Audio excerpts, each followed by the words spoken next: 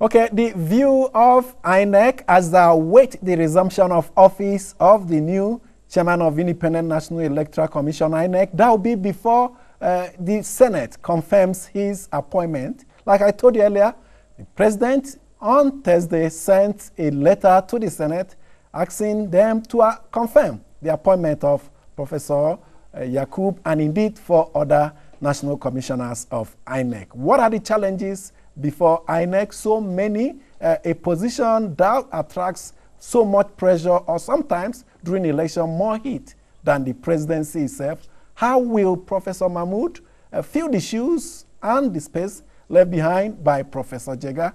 Joining me in the studio to take a look at this and more is a member of the Nigerian Senate, Shehu Sani, representing Kaduna Central Senatorial District. Welcome to Matters Arising. Thank you. Of course, what were your immediate response of hearing the news of the nomination of Professor Yakub and other national commissioners? Thank you again. Well, first of all, the nomination has brought some relief in the sense that such a very important institution as the National Electoral Commission cannot continue to function under someone who is on an acting capacity. And secondly, it also brings another relief in the sense that we have some few elections at hand, and the legality of those elections will be tested in the court of law if it is to hold the next few days without a substantive chairman and without a substantive commission. So the announcement of such a nominee in the person of the professor is a relief, and it will at least put to rest the suspense that the commission has been in the last few weeks since the exit of Jega. So this is a good thing. At least we are done with that for now. Okay, there were some other reactions to the appointment of Professor Yakub. One of them is a usual voice from the Southwest, Governor of Ekiti State, Ayo Fayose, saying once again, it has indicated that President Buhari is pursuing sectional interests. He was expecting him to appoint a chairman from southern Nigeria. Well, for such a statement to come from Fayose is not unexpected. He comes from the opposition, and he is bound to make statements that are contrary to the position of the ruling party. And secondly, he has been a consistent critic of President Muhammadu Buhari. So this simply falls in line with other utterances that have been coming from the governor. But to say Buhari is a sectional president or his appointment is sectional is far from the truth. The appointment is simply like other appointments. At least we have a head of service who come from the north and who was removed and then replaced by someone who come from the south. So I think Fayose is simply been economical with the truth and simply trying to make a point. And I do observe that the continuous missiles he do shot to the president,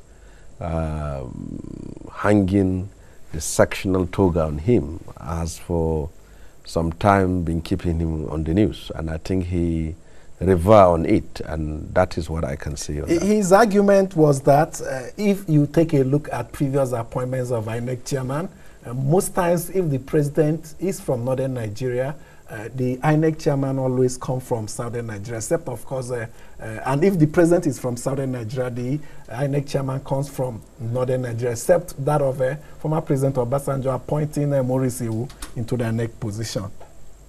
Well, if President Obasanjo has at least done it, so why not Buhari should do it?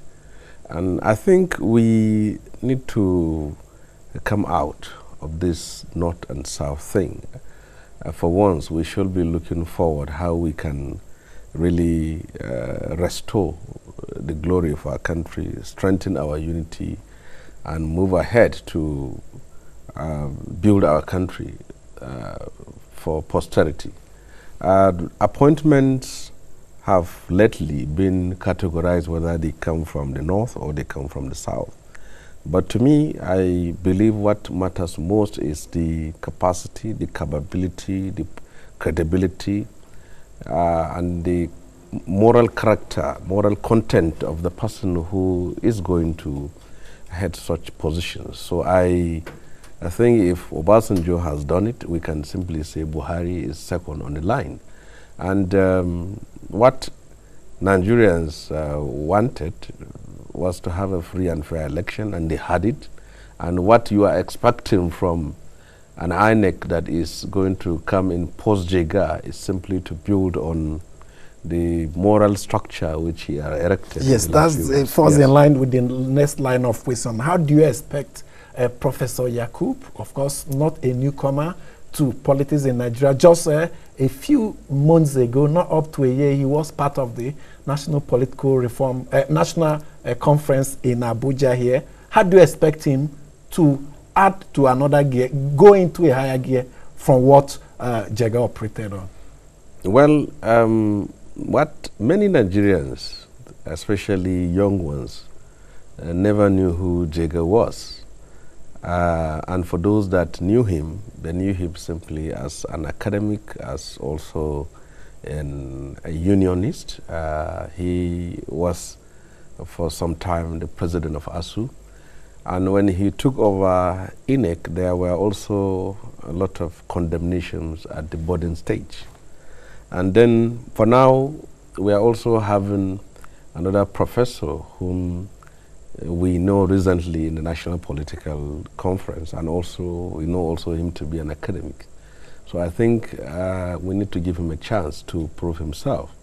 The good thing about it was that a standard has been set for him, and that he is going to be measured based on that standard led by Jega. And if you also look at the public view in the last 7 to 8 to 9 years, Jega was not praised as he was in 2015 like previous elections, for the very fact that for the first time in our history, we have the opposition taking over power, which was never possible in the past elections, especially in 1983 and then the First Republic. So we can see that the new professor has a handbook to move along, and also the public will judge him by the way and manner in which he is going to build upon the structure that was left behind. Now, one of the issues that marked or characterized the tenure of Jega, which led to the success of the last general election, was the introduction of innovation, some new technology, such as the card reader.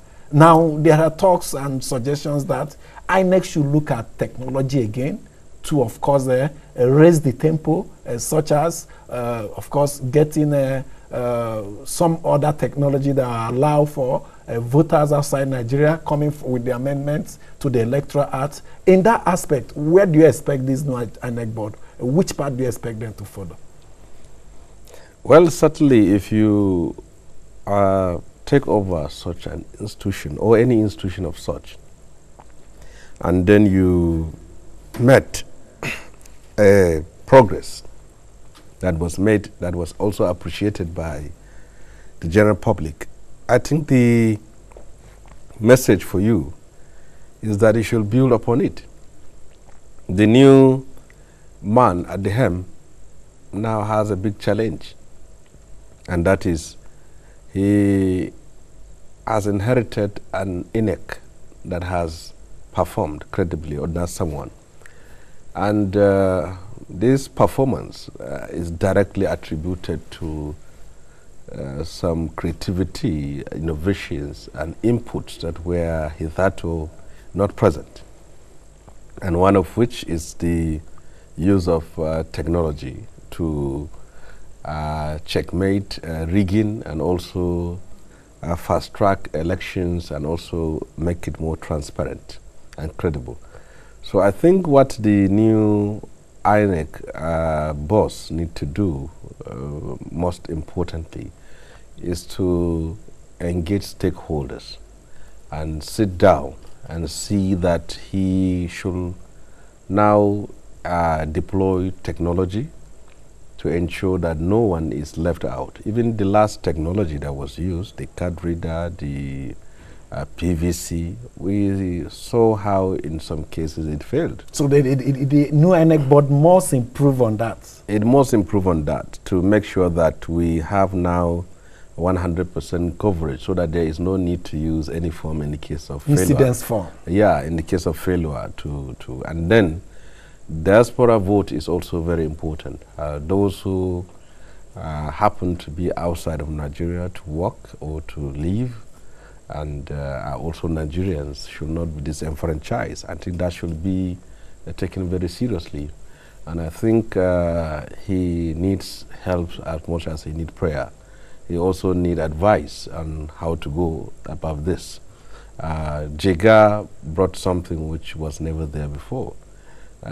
Elections has never been so peaceful, has never been so credible in the history of Nigeria as it was. We have always talked about the June 12, 1993 election. Well, June 12, 1993 election is history. And it was also an election that could have been better than 2015, but it was denied the chance of succeeding. So the new professor must improve and must ensure that this time around there is no failure in terms of the cards that are being used. And also, he has enough time with him to begin a situation whereby INEC will now start thinking of what to do when it is some few months to election, giving out contracts for importation of ballot papers. Some few weeks, they say the card has not arrived. And these things all have to be. 4 years is like 4 days. Before you know it, we are already close to the next elections. So the earlier he starts, the better. INEC should be waiting for 2019, not 2019 waiting for INEC. Maybe he may want to up the game by looking at electronic voting. It is something which he should try, but first at a pilot stage and see the problems and the challenges that such electronic voting could pose. Yeah, because part of the criticisms that Jega received was that the card reader was not tried in other elections, like these governorship elections that will be coming up. It's an ample opportunity for INEC if it's going to think about electronic voting, and like you're suggesting, to push it as a try, as a pilot stage in those elections. Yeah, electronic voting is not simply, is possible by mouth, but you also have to get the gadgets that will... The technology base. Yeah, that will be used. And the elections that are at hand are just a few days or weeks ahead. You can't expect INEC within the next few days to get all these gadgets and start spreading them towards level for people to vote. So at least even if Edo State will come up in 2016. Yeah, it's possible in that of Edo. But for now, I think what we have are the card readers and the PVCs. So if they are used for the elections in Kogi, I think it will be good. And from then, he also improve upon it.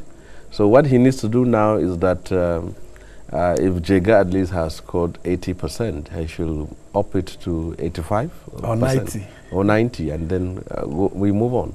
Yeah.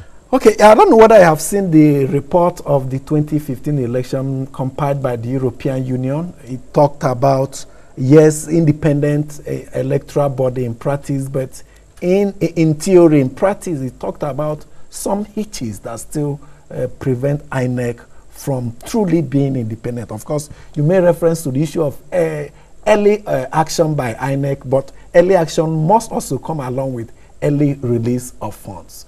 What do you think? This is not a responsibility of INEC.